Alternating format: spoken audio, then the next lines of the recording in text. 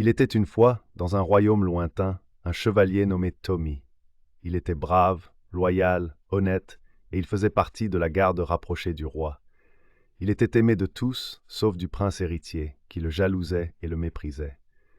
Un jour, le roi annonça qu'il allait partir en croisade, et qu'il emmenait avec lui les meilleurs chevaliers du royaume, dont Tommy. Le prince héritier, qui restait au château, profita de l'occasion pour comploter contre Tommy.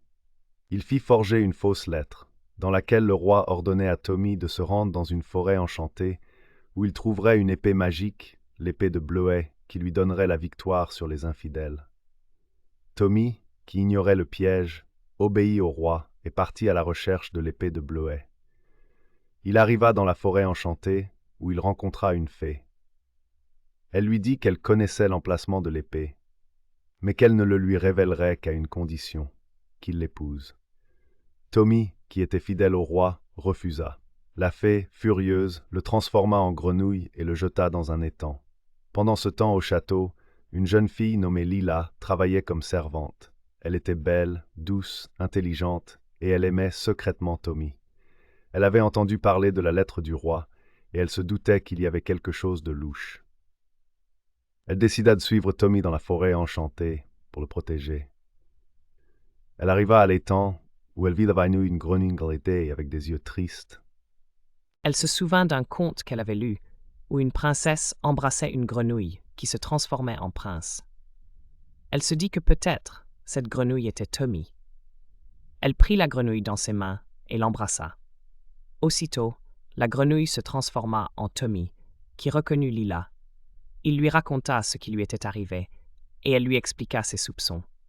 Ils comprirent que le prince héritier était derrière tout cela, et qu'il fallait le démasquer. Ils cherchèrent l'épée de Bleuet et la trouvèrent dans une grotte. C'était une épée magnifique qui brillait d'un éclat bleuté. Tommy la saisit et sentit une force nouvelle l'envahir. Ils retournèrent au château où ils dénoncèrent le prince héritier. Le roi, qui était revenu de la croisade, fut outré par la trahison de son fils. Il le fit enfermer dans une tour et nomma Tommy son successeur. Il donna également sa bénédiction à Tommy et Lila, qui se marièrent et vécurent heureux. Tommy garda toujours l'épée de Bleuet, qui devint le symbole de son amour et de sa loyauté. Dans un futur lointain, la Terre est devenue un champ de bataille entre les humains et les aliens. Les humains sont menés par le roi Tommy, qui possède l'épée de Bleuet, une arme légendaire capable de détruire les vaisseaux ennemis. Les aliens sont commandés par le prince héritier, qui est en fait le frère jumeau de Tommy, séparé à la naissance et élevé par les envahisseurs.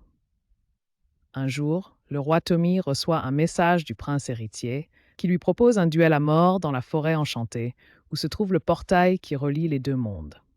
Le vainqueur aura le droit de régner sur les deux planètes, et le perdant sera anéanti.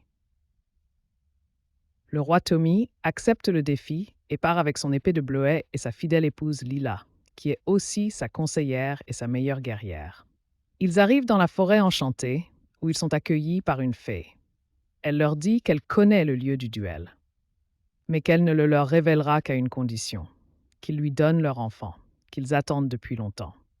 Le roi Tommy et la reine Lila, qui sont stériles à cause des radiations, refusent. La fée, furieuse, les transforme en grenouilles et les jette dans un étang. Pendant ce temps, au château, un jeune garçon nommé Timmy travaille comme serviteur. Il est intelligent, courageux, curieux, et il admire secrètement le roi Tommy. Il a entendu parler du message du prince héritier, et il se doute qu'il y a quelque chose de louche. Il se dit que peut-être ces grenouilles sont le roi Tommy et la reine Lila. Il prend les grenouilles dans ses mains et les embrasse. Aussitôt, les grenouilles se transforment en roi Tommy et reine Lila, qui reconnaissent Timmy. Il lui raconte ce qui leur est arrivé et il leur explique ses soupçons. Ils comprennent que la fée est de mèche avec le prince héritier et qu'il faut le démasquer. Ils cherchent l'épée de Bleuet et la trouvent dans une grotte. C'est une épée magnifique qui brille d'un éclat bleuté. Le roi Tommy la saisit et sent une force nouvelle l'envahir. Ils se rendent au lieu du duel où ils affrontent le prince héritier et ses troupes. Le combat est acharné, mais le roi Tommy parvient à blesser le prince héritier avec son épée de Bleuet, qui révèle alors son secret. Il est le frère jumeau de Tommy, et il a été manipulé par les aliens depuis son enfance. Il implore le pardon de son frère, et lui demande de l'aider à libérer les siens de l'emprise des envahisseurs.